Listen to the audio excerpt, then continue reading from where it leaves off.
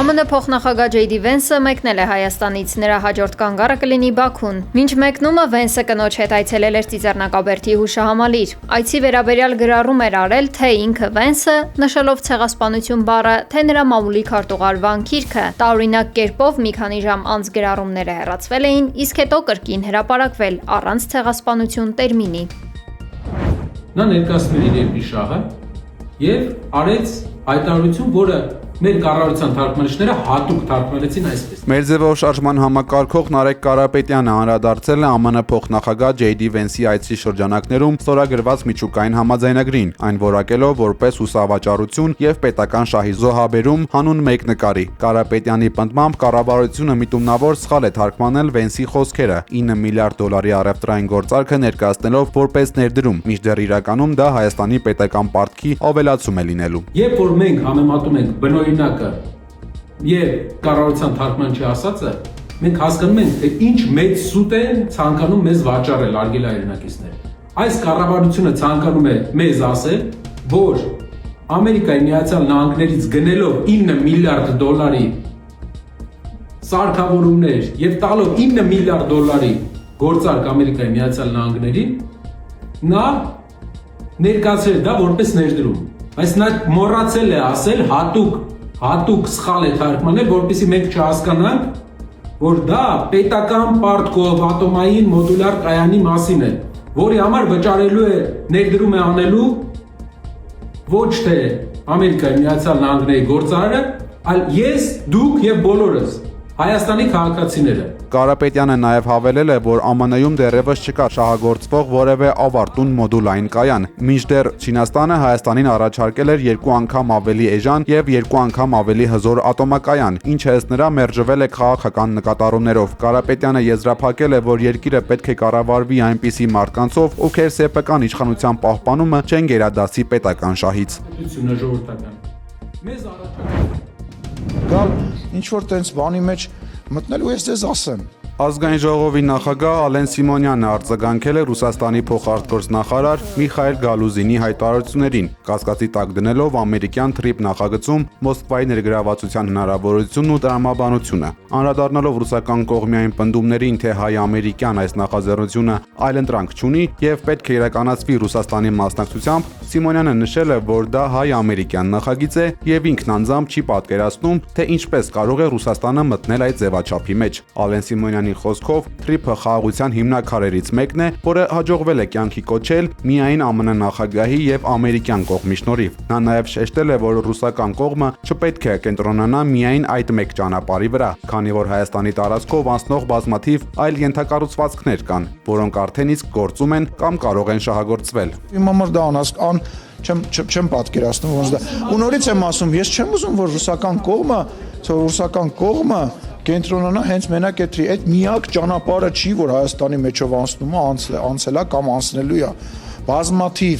Բազմաթիվ ճանապարհներ կա, որի օրինակը ես բերեցի։ Այսօր գործում է այդ ճանապարհը, ապրանք է գալիս, մենք պատրաստվում ենք պայմանական ապրանք ուղարկենք իրան, եկեք մի հատ բան, միտեղ կա, այդանք մենք էլ մտնենք բան։ Անեիք 100 տարի աստեղ եք։ Անեիք։ Եպիսկոպոսաց ժողովը տեղի կունենա, այսօր է եմին ասել է ամենայն հայոց կաթողիկոսը։ Վեհափառ հայրապետի հրավերով փետրվարի 16-ից 19-ը Ավստրիայի Սանկտ Փյոթր քաղաքում պետք է տեղի ունենա եպիսկոպոսաց ժողով։ Եկեղեցու դեմ արշավ հայտարարած իշխանությունները, սակայն, ուղիներ են փնտրում եպիսկոպոսներին Հայաստանից մեկնել թույլ չտալու համար։ Մայրաթոր Սուրբ Էջմիածնի 6 եպիսկոպոսներ եւ 1 քահանա մեղադրյալի կարգավիճակում են հայտնվել։ Նրանք մեղադրվում են դատական ակտի կատարմանը խոչընդոտելու համար, որով պահանջվում է, որ Արման Սարոյանը, նախկին Տեր Գևորգ եպիսկոպոս Սարոյանը վերականգնվի Մասյացոտնի թեմի առաջնորդի իր պաշտոնում։ Պրեմիեր-մինիստրը Ռեսպուբլիկի Արմենիայի Նիկոլա Փաշինյանը Արցախի նախկին պետնախարար Ռուբեն Վարդանյանի գործով Բաքվում ընթացող կեղծ դատավարությունն այսօր վերսկսվել է, հայտնել է ադրբեջանական ապագործակալությունը։ Արցախի նախկին պետնախարարը դիմել է դատարանին եւ նշել, որ ցանկանում է խոսել իր ադրբեջանցի պաշտպան Էմիլ Բաբիշովի հետ։ Դատական նիստը ընդմիջվել է, որպեսզի Վարդանյանը հանդիպի իր պաշտպանին։ Ավելի վաղ կայացած դատական նիստում Ադրբեջանի դատախազությունը պահանջել էր Արցախի նախկին պետնախարարին դատապարտել ցմահ ազատազրկման։ Վարդանյանի դեմ ընթացող դատական նիստը հետաձգվել էր, քանի որ դատավորները քննարկում էին կեղծ քրեական գործերով մեղադրվող 15 հայ բանտարկյալների դեմ առանձին գործեր։ Երբևէ զինվորական պաշտոն չզբաղեցրած Ռուբեն Վարդանյանին Բաքուն մեղադրում է մի շարք հանցանքների, այդ թվում Ադրբեջանի դեմ պատերազմ ծրագրելու, նախապատրաստելու եւ իրագործելու, ահաբեկչության ֆինանսավորման, մարդկանց տեղահանելու համար։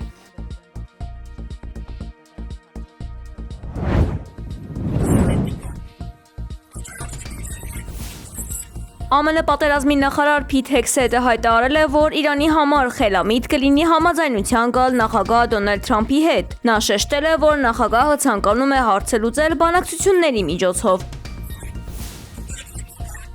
Հեքսեթի խոսքով ԱՄՆ-ի նպատակը խաղաղությունն է։ Տարածի բին-ալ-մելալի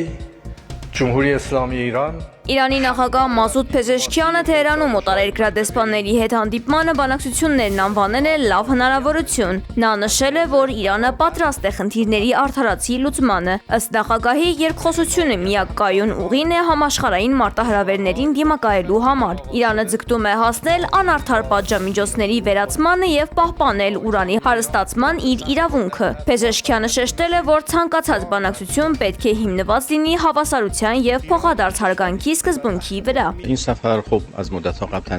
Չնայած բանակցային տրամադրություններին Իրանի արտգործնախարար Աբբաս Արաղչին հայտնել է, որ կողմերի միջև առկա է անվստահության մեծ պատնեշ։ Նա դա հիմնավորել է ԱՄՆ-ի նախկին գործողություններով։ Այս հայտարարությունները հաջորդում են անցած շաբաթ Օմանում տեղի ունեցած ԱՄՆ-Իրան անուղղակի բանակցություններին, որոնք ընթանում են տարածաշրջանային լարվածության ֆոնին։ Je veux ici conclure mon propos en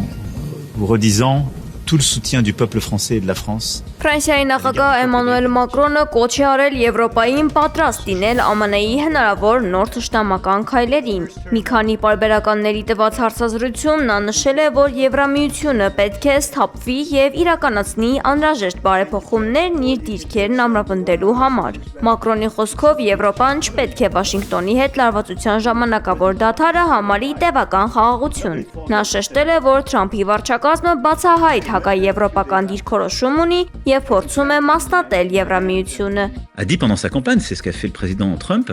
Նախագահը կանխատեսում է նոր լարվածություն հատկապես թվային տեխնոլոգիաների ոլորտում։ Նա նախազգուշացրել է, որ ԱՄՆ-ն կարող է նոր մաքսատուրքեր սահմանել, եթե Եվրոպան փորձի վերահսկել ամերիկյան տեխնոլոգիական հսկաներին։ Մակրոնը կոչ է արել Եվրամիությանը միասնական պարտքի օգնությամբ ներդնել արտադրված է Եվրոպայում ռազմավարությունը։ Սա թույլ կտա մեծացնել ներդրումները եւ մրցակցել ամերիկյան դոլարի գերիշխանության հետ։ Չնայած Ֆրանսիայի ջանքերին, այս ծրագրերին դեռևս դեմ են Գերմանիան եւ հյուսիսային այլ երկրներ։ Զուգահեռաբար Ֆրանսիան ընդլայնել է ռազմական օգնությունը Ուկրաինային։ Փարիզը պատրաստվում է Mirage 2000 ինքնաթիռների նոր խմբականակի փոխանցմանը։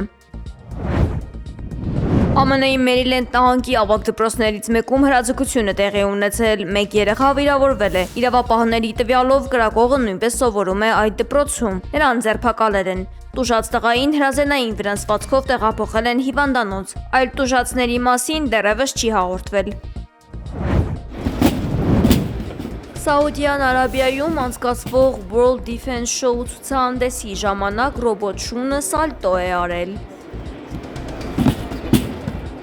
Մետաղյա կենդանին նաև թաթով ողջունել է այցելուներին։ Ռոբոտին ներկայացրել է չինական ընկերությունը։ Այն նախատեսված է զինվորներին օգնելու համար։ Կարողանում է որոշ իրեր տեղաշարժել։